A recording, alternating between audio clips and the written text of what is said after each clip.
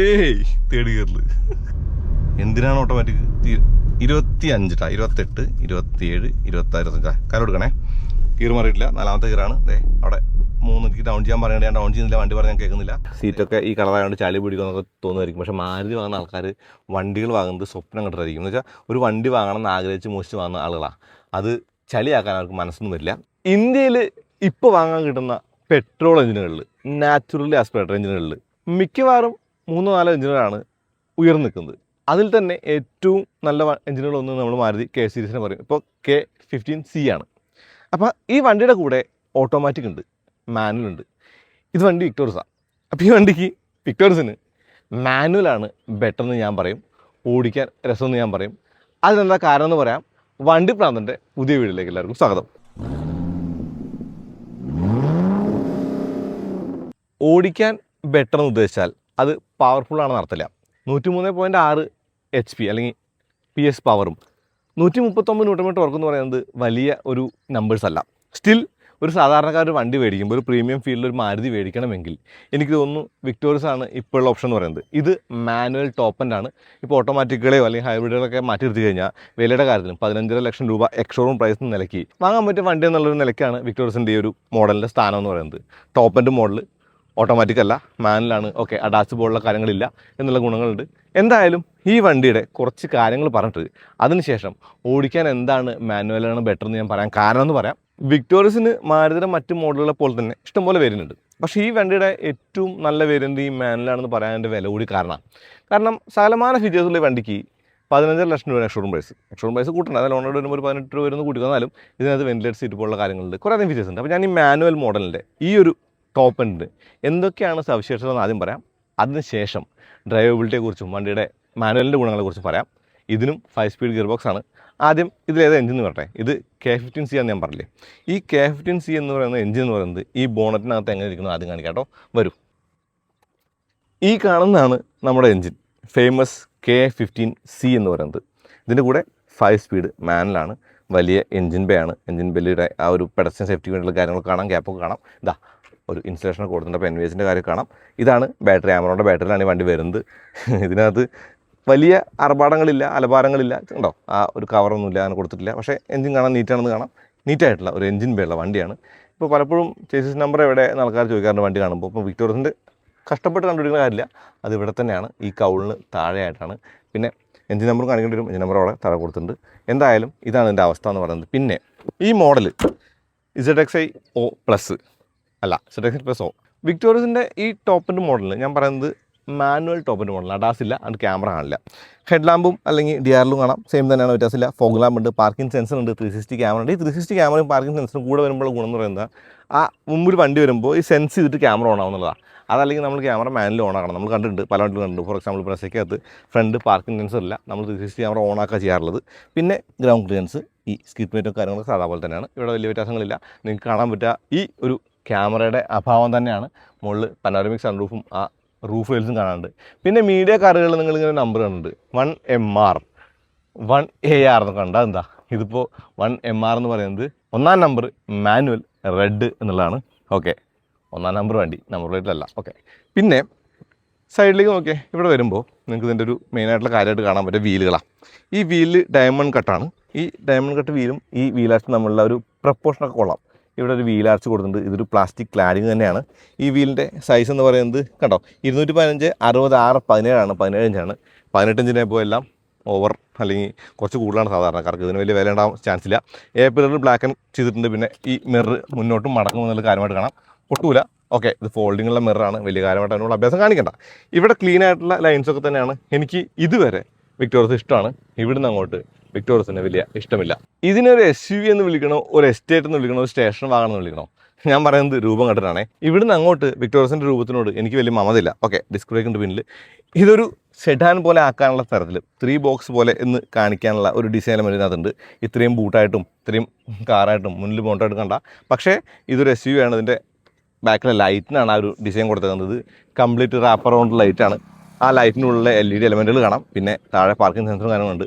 ഇത് പവേർഡാണ് ബൂട്ട്. ഇവിടെ വൈപ്പർ അല്ലെങ്കിൽ ഡിഫോർ കാണാം. ഈ ലൈറ്റ് ഉണ്ടല്ലോ, ഈ ലൈറ്റിൻ്റെ റിഫ്ലക്ഷൻ മറ്റ് കാറുകളെ പോലല്ല. ഇത് അടിയിൽ കൂടെ അടിച്ചിട്ട് നമുക്ക് കണ്ണാടി കാണാമെന്നുള്ളതാണ്.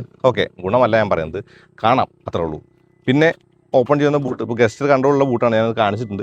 ഇതിനകത്ത് അത്യാവശ്യത്തിന് സ്ഥലമുണ്ട് എന്നുള്ളതാണ്. പാർട്സ് ചിലപ്പോൾ കൊടുത്തിട്ടുണ്ട്. കൂടാതെ ഈ വണ്ടിക്ക് ഇവർ ഒരു സ്പെയർ വീൽ കൊടുത്തില്ല, ഇവിടെ ഒന്നും കാണില്ല. അതുപോലെ ഇത് രണ്ടും മടക്കിടാൻ പറ്റും. 60/40 ആണ്. ഗുണമുള്ള കാര്യമാണ്. ജിമ്നി കണ്ട പോലുള്ള ഒരു ഇൻഡിക്കേഷൻ നമുക്ക് ഈ സീറ്റിൻ്റെ മുകളിൽ കാണാം, കണ്ടോ ഇൻഡിക്കേഷൻ. അതുകൂടാതെ സീറ്റിൻ്റെ ഒരു കളറൊക്കെ കാണില്ലേ. ഓക്കെ, ഞാൻ പറഞ്ഞ ലൈറ്റിൻ്റെ ആ കാഴ്ച വിടുന്ന വരുന്നത്. മാരുതി റിറ്റ്സ് വന്നപ്പോൾ പിൻഭാഗം അങ്ങനെ ഇഷ്ടപ്പെടാത്ത ആൾക്കാർക്ക് പിന്നീട് അത് ഇഷ്ടപ്പെടുകയുണ്ടായിട്ടുണ്ട്. അതുപോലെ ഇതും കണ്ട് ഇഷ്ടപ്പെടും തോന്നുന്നുണ്ട്. കാരണം കുറച്ച് ദിവസമായിട്ട് കാണുമ്പോൾ വലിയ കുഴപ്പമില്ല എന്ന നിലയിലേക്ക് എത്തിയിട്ടുണ്ട്. ഇവിടെ സ്പോയിലർ ഉണ്ട്. സ്പോയിലറിനൊരു ചെറിയ കഷ്ണമൊക്കെ കൊടുത്തിട്ടുണ്ട്. ഇവിടെ ഷാർപ്പ് ആൻഡ്ര കാണാം. റാഡിക്കലായിട്ടുള്ള ഡിസൈനുകൾ മാരുതിക്ക് ഒരു പുത്തിരൊന്നല്ല. നിങ്ങൾക്കറിയാം, ഇഗ്നിസിൽ കണ്ടിട്ടുണ്ട്, റിറ്റ്സ് കണ്ടിട്ടുണ്ട്, മറ്റ് പല വണ്ടികളും കണ്ടിട്ടുണ്ട്.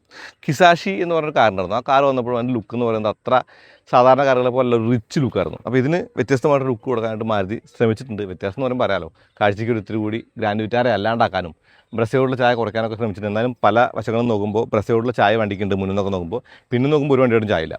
അപ്പോൾ ഈ വണ്ടിയുടെ red and black colour combination രസമുണ്ട് കാണാനായിട്ട്. വീലുകളുടെ സെലക്ഷൻ നല്ലതാണ്. ആർച്ചുകൾ നന്നായിട്ടുണ്ട്. മിററുകളുടെ ആ ഒരു ഷേപ്പ് ഇത്തിരി ചെറുതാണെങ്കിലും കാര്യങ്ങൾ നടക്കുന്നുണ്ട്. റിക്വസ്റ്റ് സെൻസറുടെ ഫ്രണ്ട് കാണാം. ഡോർ ഹാൻഡിലുകൾ അല്ലെങ്കിൽ ബീപ്പിൾഡർ ഒക്കെ ഇവിടെ ഈ ഫ്ലോട്ടിംഗ് എന്നുള്ള ഫീലൊക്കെ ഉണ്ട്. എന്തായാലും ഇത്രയുമൊക്കെയാണ് വിക്ടോറിയസിൻ്റെ ഒരു രൂപം എന്ന് പറയുന്നത്. അന്ന് കണ്ട രൂപത്തിൽ നിന്ന് മാറ്റമില്ല. പക്ഷേ ഈ വണ്ടി എന്ന് പറയുന്നത് അതിനേക്കാൾ ഡൗൺ ഗ്രേഡറാണ്. കാരണം അഡാസ് ഇല്ല, വില കുറവാണ്. അപ്പോൾ അതിൻ്റെ ഒരു കാര്യം എന്ന് പറയുമ്പോൾ എന്തൊക്കെയുണ്ടെന്ന് കാണിക്കേണ്ടത് അത്യാവശ്യമായിരുന്നു. അപ്പോൾ ഈ വിക്ടോറിയസിൻ്റെ ഒരു മെയിനായിട്ടുള്ള കാര്യം പറയുമ്പോൾ, ഇത് വാങ്ങുമ്പോൾ അറ്റ്ലീസ്റ്റ് റിയർ വൈപ്പറിലൊരു മോഡൽ വാങ്ങണമെന്ന് ഞാൻ പറയും. കാരണം കുറച്ചധികം വെള്ളവും ചളിയും അക്യുമുലേറ്റ് ഉണ്ട് പിന്നിൽ. കുറച്ച് നേരം ഓടിച്ചപ്പോൾ കണ്ടൊരു കാര്യമാണ്. അതിന് കാരണം എന്ന് പറയുന്നത് സ്ലോപ്പിംഗ് ആയിട്ടുള്ള ബാക്കിലെ ഗ്ലാസ് തന്നെയാണ്. അപ്പോൾ അതാണ് ഇതിൻ്റെ ഒരു കാര്യം. ഇനി അകത്തേക്ക് വാ. ഈ ഡാഷ്ബോർഡിൻ്റെ ആ ലേഔട്ട് എന്ന് പറയുന്നത് സാധാ മാരുതികളിൽ നിന്ന് അല്ലെങ്കിൽ ഇപ്പോൾ വിറ്റാരയോ പ്രസയോ ഒന്നുമല്ല, വ്യത്യാസമുണ്ടെന്നുള്ളതാണ്. HUD ഉണ്ട്. HUD എന്ന് പറയുമ്പോൾ പറയല്ലോ, ഹെഡ്സ് അപ്പ് ഡിസ്പ്ലേ. ഇത് പ്രസ് ചെയ്ത് കഴിയുമ്പോൾ ആ സംഗതി അവിടെ ഓൺ ആവുക ചെയ്യുക. ഓണായിട്ട് അവിടെ ഗ്ലാസ്സിൽ കാണിക്കും. അതായത് സ്റ്റാർട്ട് ചെയ്യുമ്പോഴും കാണിക്കും. സ്റ്റാർട്ട് ചെയ്താലും മതി, സ്റ്റാർട്ട് ചെയ്താൽ ഓട്ടോമാറ്റിക്കലി ഓണാവും. അങ്ങനെ ഓപ്പണായി വരുന്ന ഇത് നമ്മൾ കാണുന്നത് ആദ്യമായിട്ട് വേണ്ടിയിട്ടല്ല. ഇത് നമ്മൾ പ്രസ് ചെയ്ത് കണ്ടിട്ടുണ്ട്. ഓക്കെ, അതിനകത്ത് ആവശ്യമുള്ള കാര്യങ്ങൾ ഇപ്പോൾ നമുക്ക് കണ്ണെടുക്കാതെ ഓടിക്കാന്നുള്ളത്. പുതിയ സീറയിൽ ഗ്ലാസ് തന്നെ പൊസിഷൻ അതിനകത്ത് ഞാൻ വരുന്നുണ്ട്. പിന്നെ ക്ലസ്റ്ററിനകത്ത് കൂടെ നമുക്ക് അത്യാവശ്യം കാര്യങ്ങളൊക്കെ കൈ ഓടിക്കാൻ പറ്റിയൊരു ക്ലസ്റ്ററാണിത്. ഇതിൻ്റെ ഒരു മീറ്ററിൻ്റെ ഒരു ഡിസൈൻ ലേഔട്ടൊക്കെ കൊള്ളാം. ടാക്കോമീറ്റർ ഉണ്ട്. ഓക്കെ, ഇവിടെ ഈ പവർ ഡോറിനൊരു സ്വിച്ച് കൊടുത്ത് നല്ല കാര്യമായിട്ട് തോന്നി. ഓക്കെ, സെൻസറിൽ ചെയ്യാമായിരുന്നു എന്നൊക്കെ കുറേ ആൾക്കാർ റീലിൽ കണ്ടു. പക്ഷേ എനിക്കറിയില്ല എന്തുകൊണ്ട് അവിടെ കൊടുത്തുള്ളത്. ഇവിടെ സ്റ്റാർട്ട് സ്റ്റോപ്പ് ബട്ടണും ഇവിടെ ക്യാമറയുടെയും എല്ലാ ബട്ടൺസും കാണാം. ആവശ്യം വേണ്ടുന്ന ബട്ടൺസ് HUDക്ക് വേണ്ടി തന്നെ ഒരു സെപ്പറേറ്റ് സെക്ഷൻ അവർ കൊടുത്തിട്ടുണ്ട്. AC വേണ്ടിയുള്ള കാണില്ലേ. പവർ സീറ്റാണിത്. ഇതിൻ്റെ ഹൈറ്റും നമുക്ക് ഇതിൽ തന്നെ അഡ്ജസ്റ്റ് ചെയ്യാം. മറ്റു പല വണ്ടികളെയും പോലെ ഹൈറ്റ് മാത്രം ലിവറാക്കിയിട്ടില്ല. ഇതിൻ്റെ അപ്പോൾസറി കളർ നല്ലതാണ് കേട്ടോ. ഈ ഒരു ഇതൊക്കെ സീറ്റിൻ്റെ വിടുത്തൊരിത്തിരി കുറവായിട്ട് തോന്നി. ഈ വണ്ടിയുടെ ഒരു സൈസിനകത്ത് സീറ്റ് ഉണ്ട്. ഇതിൻ്റെ ഒരു ഭാഗമൊക്കെ കണ്ടപ്പോൾ എനിക്കൊരു ഇത്തിരി ഫ്രോങ്സ് ബലേനോ സീറ്റിൻ്റെ ചായ വന്നു. ബോൾസിനൊക്കെ കൊള്ളാം. വെന്റിലേറ്റർ സീറ്റുള്ള ഒരു വണ്ടിയാണിത്. ഇവിടെയാണ് വെന്റിലേറ്റർ സീറ്റിൻ്റെ സ്വിച്ച് എന്ന് പറയുന്നത്. പാർക്ക് ബ്രേക്ക് ഉണ്ട്. ഇതാണ് 5 സ്പീഡ് ഗിയർ ബോക്സ് എന്ന് പറയുന്നത്. ഈ വയർലെസ് ചാർജിങ്ങും ബാക്കിയുള്ള ചാർജിങ് ഓപ്ഷനുകളും സീ പോർട്ട് ആയി എന്നുള്ളതൊക്കെ ഗുണമായിട്ട് കാണാം. സീ പോർട്ട് എയർപോർട്ടല്ല, സീ പോർട്ട് ചളിയാണല്ലേ. ഓക്കെ, പിന്നെ മിററിന് ഓട്ടോ ഡെമ്മിങ് ഉണ്ട്. ഇവിടെ കണ്ണാടി കൊടുത്തിട്ടുണ്ട്. ഇതൊക്കെ മാരുതിയുടെ കാര്യമാണ്. ഒന്നും ഒരു കുറവായിട്ട് അവർ കാണിക്കുന്നില്ല. ടോപ്പ് എൻഡ് മോഡലിന് വേണ്ടി മാത്രം കൊടുത്തതല്ല എന്നർത്ഥം. പിന്നെ ഇവിടെ കൊടുത്ത ഈ ഒരു എലമെൻറ്റുകൾ അത് കൊടുത്തിട്ടുള്ള ഒരു വലിയ ആംബിയൻ ലൈറ്റിൻ്റെ കളർ ചോയ്സൊക്കെ കൊള്ളാം. മൾട്ടി കളർ ഓപ്ഷൻ കണ്ടില്ല, എന്നാലും ഉള്ള കളറുകൾ നല്ലതാണ്. പിന്നെ ഇവിടെ സെൻസറുകളൊക്കെ കൊടുത്തിട്ടുണ്ട്. അത്യാവശ്യം നല്ല ഒരു ഇരിപ്പാണിത്. എനിക്ക് മുഴുവനായിട്ട് കാണാണ്ട് ബോണറ്റ് കാണാം, റോഡ് കാണാം. ഇവിടെ ഹെഡ്സ് അപ്പ് ഡിസ്പ്ലേ കാണാം. ബുദ്ധിമുട്ടുകളില്ല. പിന്നെ സീറ്റ് നമുക്ക് മുന്നോട്ട് ആവശ്യത്തിന് ആക്കാൻ പറ്റുന്നുണ്ട്. ക്ലച്ച് ലൈറ്റാണ് ഓടിക്കുമ്പോൾ അതിനെ കുറിച്ച് കൂടുതൽ പറയാം. ഇവിടെ വെന്റിലേറ്റർ സ്വിച്ചിൻ്റെ ഇവിടെ 2 സ്വിച്ച് ഡമ്മി കൊടുത്തേക്കുന്നത് ഇത് ഓൾ വീൽ ഡ്രൈവിൻ്റെ ഡമ്മികളാണ്. ഓൾ വീൽ ഡ്രൈവിലൂടെ കാര്യങ്ങളുണ്ട്. കപ്പ് ഹോൾഡേഴ്സ് സ്ക്വയറാണ്. പിന്നെ ഒരു ആംറസ്റ്റ് ഉണ്ട്. ഈ ആംറസ്റ്റ് ഇപ്പോൾ അത്യാവശ്യം കേട്ടോ. ഇതൊക്കെയാണ് മാനുവൽ ടോപ്പ് എൻഡിൻ്റെയും കാര്യം. സൺറൂഫ് ശരിക്കും ഓപ്പൺ ആവും. ഇവിടെ കൂൾ ഗ്ലാസ് അല്ലെങ്കിൽ സൺഗ്ലാസ് ഹോൾഡറും കൊടുക്കുന്നുണ്ട്. സ്ലോപ്പിംഗ് റൂഫാണ്. സീറ്റ് ചെരിച്ചിട്ടാണ്. ഹെഡ് റൂമിന് കുഴപ്പമില്ല. എനിക്കൊരു കൈൻ്റെ ഒരു വ്യത്യാസം ഹെഡ് റൂമിലുണ്ട്. തല മുട്ടൊന്നുമില്ല ചാടിയാലും. അതായത് സീറ്റിലിരിക്കാൻ കുഴപ്പമില്ല. തൈ സപ്പോർട്ടിന് ഒത്തിരി കുറവുണ്ട്. പക്ഷേ ഒന്നഡ്ജസ്റ്റ് ചെയ്തിരുന്നാൽ ഓക്കെയാണ്. പക്ഷേ അപ്പോൾ തല മുട്ടും. നല്ല ചാട്ടത്തിൽ മുട്ടും. പിന്നെ ഇവിടെ ഒരു ആംറസ്റ്റൊക്കെ കൊടുത്തിട്ടുണ്ട്. ഈ ആംറസ്റ്റിൻ്റെ കപ്പ് ഹോൾഡർ കൊള്ളാം. ഇതിൻ്റെ ആ ഒരു പൊസിഷനൊക്കെ നല്ലതാണ്. ഇപ്പോൾ ഏറ്റവും മുന്നിലേക്കുള്ള പോലെയും ഇത് ഏറ്റവും പിന്നിലേക്കുള്ള പോലെ ഇട്ടൊക്കെയാണ്. അപ്പോൾ നീ റൂമും അല്ലെങ്കിൽ തൈ സപ്പോർട്ടും അല്ലെങ്കിൽ ഹെഡ് റൂം എല്ലാം കാണാം. ഈ സീറ്റിൻ്റെ ഹെഡ് റെസ്റ്റ് ബ്ലാക്ക് ആണെന്നുള്ളത് ഇപ്പോഴാണ് ഞാൻ നോക്കുന്നത്. ബാക്ക് ഭാഗം അതായത് ഇവിടെയും ബ്ലാക്ക് ആട്ടോ. അപ്പോൾ ഡിസൈനുകളുണ്ട്. ബാക്കിൽ സീറ്റ് ബാക്ക് പോക്കറ്റുകൾ കണ്ടു. പിന്നെ ചൈൽഡ് സീറ്റ് അതിരുകളുണ്ട്. റിയർ AC വെൻറ്റും സീ പോർട്ടൊക്കെ കാണാം. ഈ ലൈറ്റുകളൊക്കെ പ്രീമിയമാണ്. പോയത് എല്ലാ ഭാഗത്തും ലൈറ്റ് ആയിട്ടുണ്ട്. പിന്നെ 3 സീറ്റ് ബെൽറ്റിൻ്റെ കാര്യം പറയാം. അതൊക്കെ ഇപ്പോൾ സേഫ്റ്റി കാര്യങ്ങളാണ്. ഇപ്പോൾ ഡോർ പാഡിലാണെങ്കിലും ബോട്ടിൽ ഹോൾഡറും അല്ലെങ്കിൽ ഇൻഫിനിറ്റിയുടെ ഹാർമൺ സ്പീക്കേഴ്സൊക്കെ കാണാം. ഇതിന് നല്ല സൗണ്ട് ക്വാളിറ്റി ഒക്കെ ഉണ്ട് ഇതിന്. പക്ഷേ ഇതിൻ്റെ ഒരു കാര്യം എന്ന് പറയുമ്പോൾ ഇവിടെ കർട്ടനൊന്നും കൊടുത്തില്ല. അത് പുതിയ ട്രെൻഡാണ്. ഇനി വരുമ്പോൾ വണ്ടികൾക്ക് ഇനി വരുന്നൊരു തലമുറയ്ക്ക് ഇവിടെ വാസം സാധ്യമൊന്നുമില്ല. ഇനി വരുന്ന വണ്ടികൾക്ക് മിക്കവാറും അതൊക്കെ സ്വാഭാവികമായിട്ടും കാണും. പിന്നെ മൊത്തത്തിൽ ഒരു nice place to be in എന്നുള്ള നിലയ്ക്കാണ് എൻ്റെ കാര്യം. ഇതിൻ്റെ സീറ്റൊക്കെ ഈ കളറായതുകൊണ്ട് ചളി പിടിക്കുമെന്നൊക്കെ തോന്നുമായിരിക്കും. പക്ഷേ മാരുതി വാങ്ങുന്ന ആൾക്കാർ വണ്ടികൾ വാങ്ങുന്നത് സ്വപ്നം കണ്ടിട്ടായിരിക്കും. എന്ന് വെച്ചാൽ ഒരു വണ്ടി വാങ്ങണം എന്ന് ആഗ്രഹിച്ച് മോശിച്ച് വാങ്ങുന്ന ആളുകളാണ്. അത് ചളിയാക്കാൻ അവർക്ക് മനസ്സൊന്നും വരില്ല. അതുകൊണ്ട് ഇത് മിക്കവാറും നല്ല ക്ലീനായിട്ടിരിക്കും. ഇവിടെ ലെതറേറ്റ്, ഇവിടെ ആ ഫാബ്രിക് കേട്ടോ. അപ്പോൾ ഫാബ്രിക് സീറ്റിൻ്റെ ഒരു ഗുണവും ലെതറേറ്റയുടെ ഒരു കാര്യം. ഇതിന് കാരണം എന്താ, ഈ ഡിസൈൻ പാറ്റേണിന് വേണ്ടിയിട്ടാണ്. ഈ സ്മാർട്ട് പ്ലേ സ്റ്റുഡിയോയിലെ ഇത് അത്യാവശ്യം ഇൻറ്റ്യൂറ്റീവ് ആട്ടോ, റെസ്പോൺസീവ് ആണ്. ഈ ഓട്ടോ എന്ന് പറയുന്ന സംഗതി ഉണ്ടല്ലോ ഏസിലെ, അത് ഇടണമെങ്കിൽ നമ്മൾ ഇവിടെ തന്നെ പോകണം. ഇവിടെയാണ് ഓട്ടോ എന്നുള്ള ഓപ്ഷൻ ഉള്ളൂ. സ്വിച്ച് ഓട്ടോയ്ക്കില്ല, എ സിക്കും അല്ലെങ്കിൽ ഫാനിനുള്ള സ്വിച്ച് മാത്രമേ ഉള്ളൂ. പിന്നെ ആംബിയൻറ്റും കാര്യങ്ങളും ആൻഡ്രോയിഡ് ഓട്ടോ ആപ്പിൾ കാർപ്ലേ ഉണ്ട്. ക്യാമറ അത്യാവശ്യം നല്ല ക്വാളിറ്റി ക്യാമറ ആണെന്ന് പറയാം. സ്റ്റിൽ ടോപ്പിനേക്കാളും എന്തൊക്കെയോ കുറവോടെ ഉണ്ട്. നമുക്ക് കാണാം കേട്ടോ. വെള്ള വിക്ടോറിയസ് റെഡല്ല. എനിക്കിതിൻ്റെ ആ സ്ക്രീനിൻ്റെ റെസ്പോൺസീവ് ഇഷ്ടപ്പെട്ടു. മെനു വളരെ സിമ്പിളാണ്. സെറ്റിങ്സ്, കോൾ, ഹോം, മ്യൂസിക് അല്ലെങ്കിൽ ഇങ്ങനെയുള്ള കാര്യങ്ങളാണ്. കണ്ടോ, ഡോൾബി ഡെമോ എന്ന് പറയുന്ന സംഗതിനകത്തുണ്ട്. അത് കേൾക്കാൻ രസമാണ്. ഡ്രൈവിന് പോയെന്ന് ഞാൻ ഓട്ടോമാറ്റിക് ഓടിച്ചായിരുന്നു, ഓൾ വീൽ ഡ്രൈവ് ഓടിച്ചായിരുന്നു, ഹൈബ്രിഡ് ഓടിച്ചു നോക്കിയായിരുന്നു. അപ്പോഴേ ഞാൻ മാരുതിയോട് പറഞ്ഞിരുന്നു എനിക്ക് മാനുവൽ വന്നാൽ തരണമെന്ന്. കാരണം പൊതുവെ മാനുവലിൽ നിന്ന് ഓട്ടോമാറ്റിക്കിലേക്ക് ഡ്രിഫ്റ്റ് ചെയ്യുന്നൊരു പ്രായം അല്ലെങ്കിൽ ആ ഒരു സമയമാണ് ഇപ്പോൾ. ഈസി ആയിട്ട് ഓടിക്കാൻ പറ്റും, എഫേർട്ടില്ല, അങ്ങനെയുള്ള കാര്യങ്ങളാണ് ഓട്ടോമാറ്റിക്കിൻ്റെ കാര്യം. പക്ഷേ ഈ മാരുതിയുടെ 1.5 ഓടിക്കാനായിട്ട് മാനുവലാണ് നല്ലത്. അതായത് പല ഫ്ലാറ്റ് സ്പോട്ടുകൾ നമ്മൾ കണ്ടിട്ടുണ്ട് ഓട്ടോമാറ്റിക്കലി. ഞാൻ പലയിടത്തും പറഞ്ഞിട്ട് മിഡ് റേഞ്ച് എത്തിയാലേ വണ്ടി പവർ കയറി നോക്കി. ഇതിനകത്ത് ആ കാര്യങ്ങളൊക്കെ നമുക്ക് നമ്മുടേതായിട്ടുള്ള ഷിഫ്റ്റിൽ ഓവർകം ചെയ്യാമല്ലോ. ഇതിപ്പോൾ തേർഡ് ഗിയറിലാണ് ഞാൻ പോകുന്നത്, വളരെ ചെറിയ സ്പീഡിൽ, 40 കിലോമീറ്റർ സ്പീഡിൽ തേർഡ് ഗിയറിൽ.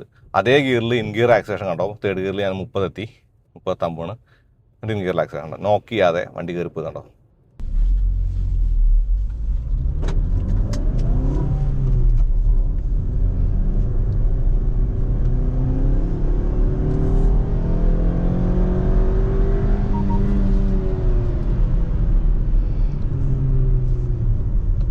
തേർഡ് ഗിയർ ആണേ, 40, ഓൾമോസ്റ്റ് 35.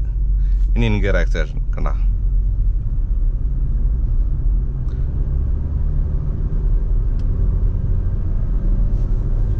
ഈവൻ ഫോർത്ത് ഗിയറിൽ സ്ലോ ആയാൽ പോലും ഒരു കുഴപ്പമില്ല. ഞാൻ ഗിയർ ഇട്ടു, ക്ലച്ച് ഓടിയിട്ടില്ല കണ്ടേ. Okay second 22, third 26, fourth 32. ഡ്രൈവബിലിറ്റിയുടെ കാര്യമാണ് കേട്ടോ. ഒരേ സ്പീഡ്. എത്ര സ്ലോ ആവും? നാലാമത്തെ ഗിയറിൽ 25, 28, 27, 26, 25. കാലം എടുക്കണേ, ഗിയർ മാറിയിട്ടില്ല. നാലാമത്തെ ഗിയറാണ്. അവിടെ 3 എനിക്ക് ഡൗൺ ചെയ്യാൻ പറയുന്നത്, ഞാൻ ഡൗൺ ചെയ്യുന്നില്ല, വണ്ടി പറഞ്ഞാൽ ഞാൻ കേൾക്കുന്നില്ല. ഇൻ ഗിയർ ആക്സിലേഷൻ 25 കിലോമീറ്ററിന് നാലാമത്തെ ഗിയറിൽ പോണു കണ്ടോ. എന്തിനാണ് ഓട്ടോമാറ്റിക് കണ്ടാ. 66. ഇനി ഒരു റാഡിക്കലായിട്ടുള്ള കാര്യമാണേ, ഞാൻ വണ്ടി ഫുള്ളായിട്ട് നിർത്തി. തേർഡ് ഗിയറിലാണേ. തേർഡ് ഗിയറില്ല, സെക്കൻഡ് ഗിയറിൽ എടുക്കാൻ പറ്റും നോക്കാം. സെക്കൻഡ് ഗിയർ എടുക്കുകയാണ്. ഏയ് 139 newton meter, more than enough. ഈ തേർഡ് ഗിയറിലോ, തേർഡ് എടുക്കണോ? വണ്ടിയെ പണിയിപ്പിക്കില്ല, നല്ല എടുത്ത് നോക്കാം.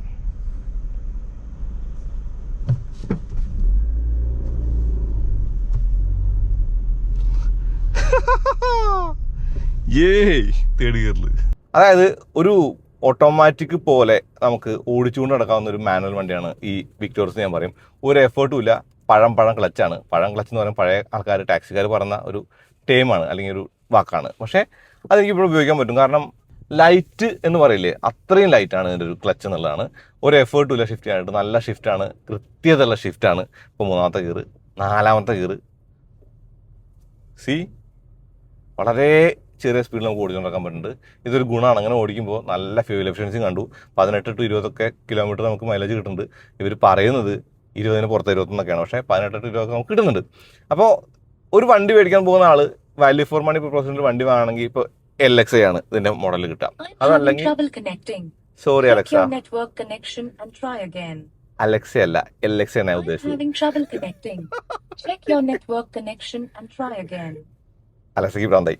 ഓക്കെ, അപ്പോൾ ഇതൊരു ബ്യൂട്ടിഫുൾ കാറാണ് എന്ന് ഞാൻ പറയില്ല, പക്ഷേ ഇതൊരു പ്രാക്ടിക്കൽ കാറാണെന്ന് ഞാൻ പറയും. ഇതിപ്പോൾ നിങ്ങൾ ബേസ് മോഡൽ വാങ്ങിയാലും മതി ഈ മാനുവൽ ഓടിക്കാനുള്ള ഒരു ഫണ്ട് കിട്ടാനായിട്ട്. ഫണ്ടെന്ന് പറയുമ്പോൾ ഇത് ബഡ്ജറ്റ് ഫ്രണ്ട്ലി ഫണ്ണാണ്. ഇപ്പോൾ നിങ്ങൾക്ക് 0 to 100 അണ്ടർ 10 seconds ഒന്നും ഈ വണ്ടിക്ക് കിട്ടില്ല. അതുപോലെ പറന്ന് കയറി പോകാൻ പറ്റില്ല, അതുപോലെ ഓട്ടേക്ക് ചെയ്യാനായിട്ട് അങ്ങനെ കാല് കൊടുത്ത് കയറി പോകാൻ പറ്റില്ല, അതിന് പ്ലാൻ ചെയ്യേണ്ടി വരും. ഓക്കെ, എല്ലാം ശരിയാണ്. പക്ഷേ ഡ്രൈവബിലിറ്റി എന്ന് പറഞ്ഞാൽ മികച്ച ഡ്രൈവബിലിറ്റി ഉള്ളൊരു വണ്ടിയാണ് ഈ വിക്ടോറിയസ് എന്ന് പറയും. അത് മാരുതിയുടെ എഞ്ചിൻ്റെ ഒരു സ്വഭാവമാണ്. അത് വിക്ടോറിയസിൽ കുറച്ചും കൂടി വണ്ടി ഒന്നും കൂടി ഒരിത്തിരി കൂടി ലൈറ്റ് ആയിട്ടുണ്ട്, ഒരിത്തിരി കൂടി എഫേർട്ട്ലെസ് ആയിട്ടുണ്ട്, ഒരിത്തിരി കൂടി സുഖമുണ്ട് ഓടിക്കാനുണ്ട്. സുഖം എന്ന വാക്ക് തന്നെ പറയാം. നമുക്കൊരു പ്രശ്നവും ഇല്ലാണ്ട് ഓടിച്ചുകൊണ്ട് നടക്കാൻ പറ്റുന്നുണ്ടെന്നുള്ള പറയുന്നത്. അതായത് ഇത് ഓടിക്കാനായിട്ട് ഇപ്പോൾ നമ്മൾ ഓട്ടോമാറ്റിക് ഓടിക്കുന്ന പോലെ എന്ന് പറയാനും വ്യത്യാസമൊന്നുമില്ല. അപ്പോൾ നമുക്ക് അപ്പുറത്തിനോട് വർത്താൻ പറയാം, ഷിഫ്റ്റ് ചെയ്യുന്നതൊക്കെ സിമ്പിളായിട്ട് നടന്നോളും. ഇത് പറയുമ്പോൾ മനസ്സിലാക്കണം, നല്ല ടൈറ്റായിട്ട് ക്ലച്ചുള്ള ഫ്രീക്വൻറ്റ് ഗിയർ ഷിഫ്റ്റ് വേണ്ടി വരുന്ന വണ്ടികൾ ഓടിച്ചിട്ടുള്ള ആൾക്കാരാണ് നമ്മൾ. അപ്പോൾ ഡ്രൈവബിലിറ്റിയാണ് മാനുവൽ മതി എന്ന് പറയാനുള്ള മെയിൻ ഫാക്ടർ. പിന്നെ ഫ്യൂവൽ എഫിഷ്യൻസിയും. ഇനിയിപ്പോൾ ഒന്ന് കാല് കൊടുക്കണമെന്ന് വിചാരിച്ചാലോ, സെക്കൻഡ് ഇട്ടു,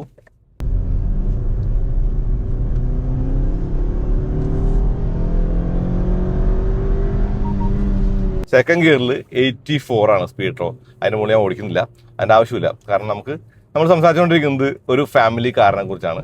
ആ ഫാമിലി കാറിന് വേണ്ടുന്ന ഒരു പെർഫോമൻസും ഈ വണ്ടിക്കുണ്ട്. അപ്പോൾ നിങ്ങൾ വിക്ടോറിയസ് വാങ്ങാൻ നോക്കുകയാണെങ്കിൽ, നിങ്ങൾക്ക് ലുക്കൊക്കെ ഇഷ്ടമാണെങ്കിൽ LXi മേടിക്കാം. LXi മേടിക്കാൻ ഞാനും അലക്സ നമ്മൾ തീർത്തും ഇടിയൊന്നുണ്ട് ഒന്ന് പോയിട്ട്. അലക്സ,